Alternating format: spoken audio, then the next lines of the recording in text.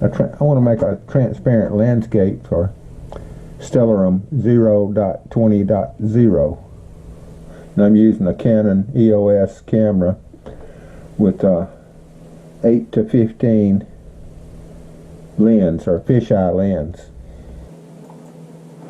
Okay, I'm using Gimp 2.10.22. I'll do year, month, day. And we want the original, and let's do 18. It's a little bit brighter than what I did before. Let's see how it comes out. So first off, we create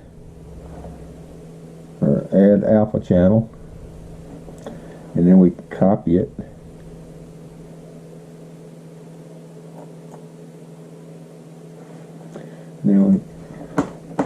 And then colors, desaturate. And it's luminance. I don't know much about the differences. This one works. So that changes it to grayscale, removes the colors. Now I want to zoom in on some leaves that generally go away. Bring that over some. Now we want to make this black and white. Colors, brightness, bring the contrast up, but we're losing some of the leaves. So reduce the brightness. The tutorial I saw was bring the brightness up, but I guess they're doing something different.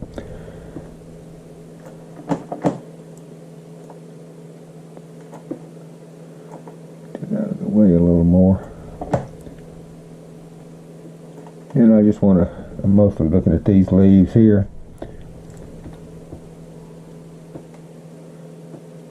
Alright, that's pretty much black and white there. Very low brightness. And we'll OK that. And then Control Shift J goes back to full screen. And we want to invert that. Where is it? Colors. Colors, invert. And then we'll cut it. And we're back to the original, and right click and add layer mask. And white full opacity. And then we'll come back over and edit, paste. And then we got to anchor the two together.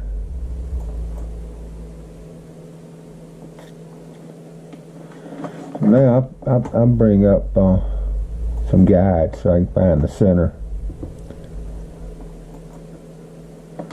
Horizontal, 50%. And we want a vertical.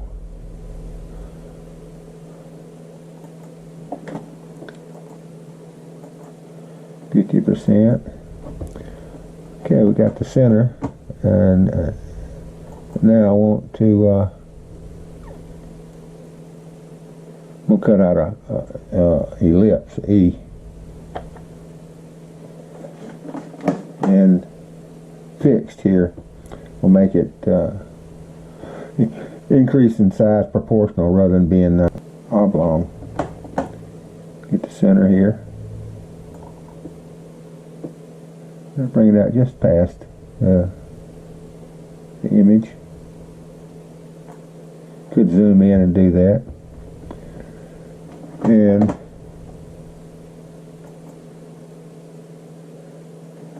copy visible.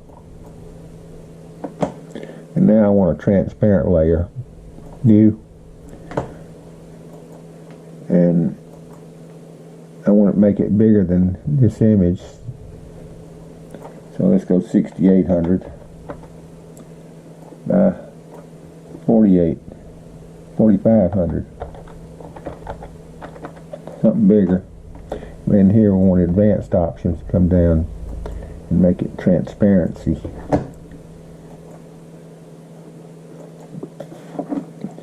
And then we cut the image out. Now we'll paste it. And again, we need to anchor it. And let's do some more guides so we can, so the east or west side, not lower or higher than the other. Image, guides, vertical 50%, image, guide, horizontal 50%. Now we want, I guess, a rectangle.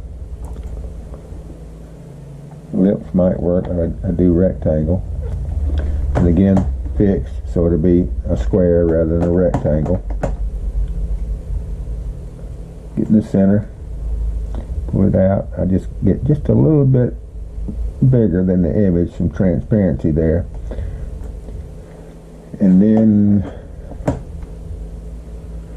image, crop selection, and that's it.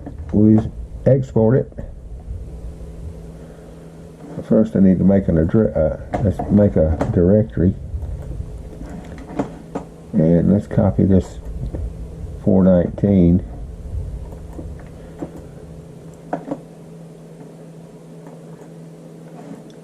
Rename it. And the image I used was 418. A little bit brighter than 419. 418.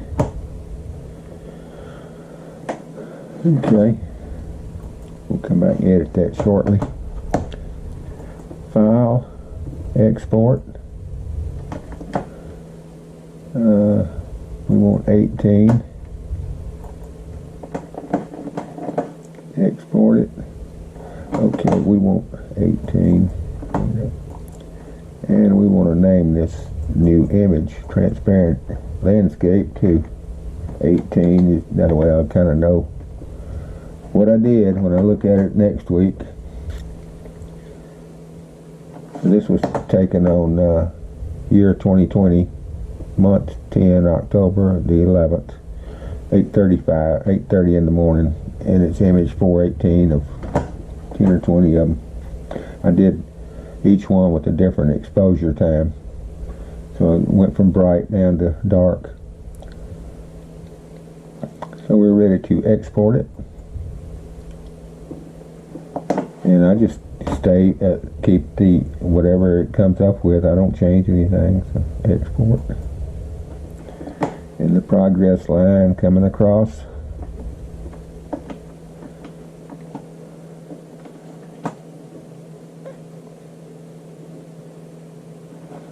And then let's minimize this, and we need to edit the INI. See, we don't need the 419 anymore. That was, delete it. Now let's edit the INI, and the directory is 418, and the image 418. I added this minimal brightness here. That keeps the landscape from changing brightness as I move the sun across through the trees. And then you adjust your angle and your field of view. Once you're outside at night, you find a star that goes through a certain hole in the trees, and adjust your rotation, and your field of view moves the horizon up and down. And just adjust those until the star's in that one hole through the leaves and the trees. And save it. We're almost through. We've got to make a zip file, compressed file here. So I right click the 418 directory, 7-zip. I think I had to load that. And then add. So here it is. Now we'll use that one in the Stellarium. Stellarium 0.20.0. It's a 64-bit. We'll come over to landscapes, add, remove, add, install, and down on the D drive, Stellarium.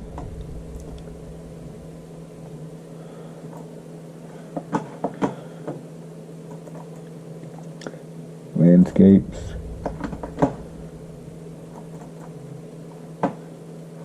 and we should have 18 here. There it is. Open. On a good day it'll display rather than canceling out the screen. Okay. X out of that.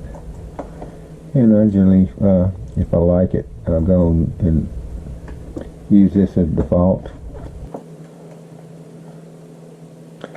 Zoom in.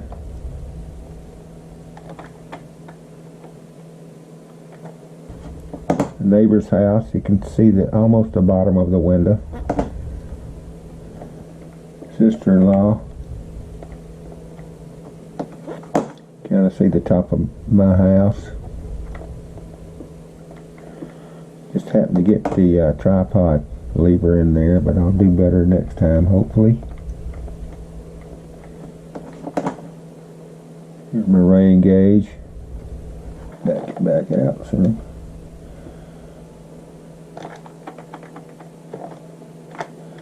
Look south. So this is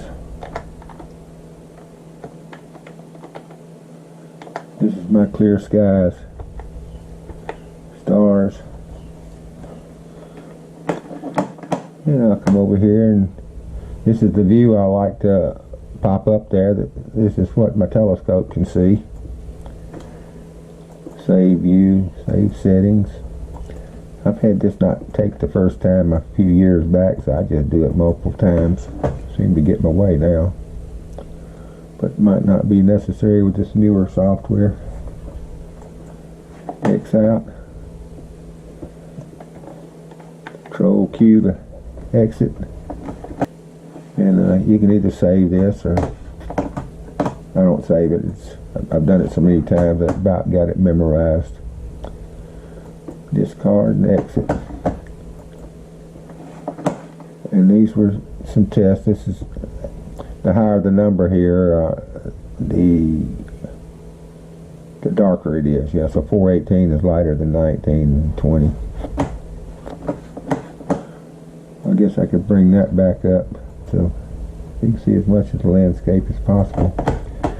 This will be the lightest one, just a little bit darker, and the darkest one of the ones I did. So.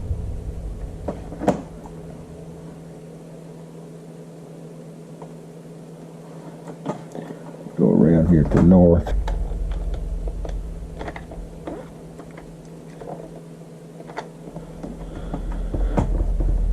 Sister-in-law.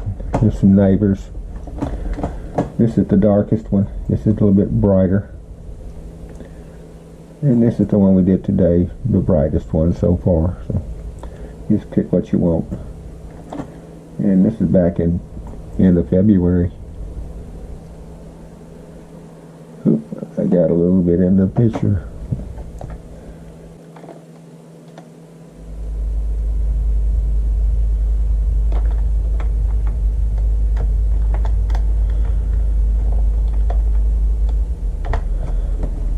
Like that. That's February. Okay, this is the one I did on the 11th. That was yesterday. The darkest one. This one a little bit brighter.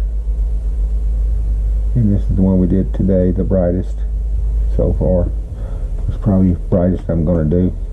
And the camera was a Canon EOS R. And the lens was a 8-15. A fisheye.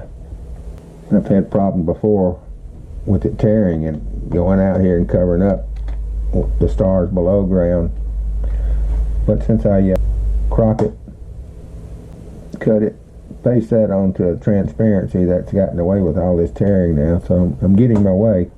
I haven't been outside with the telescope and to adjust the horizon up and down. Like if a star goes through this point right here, I'll adjust it to where the transparency has the hole on the star, and also the rotation. A little more fine tuning to do outside in the dark.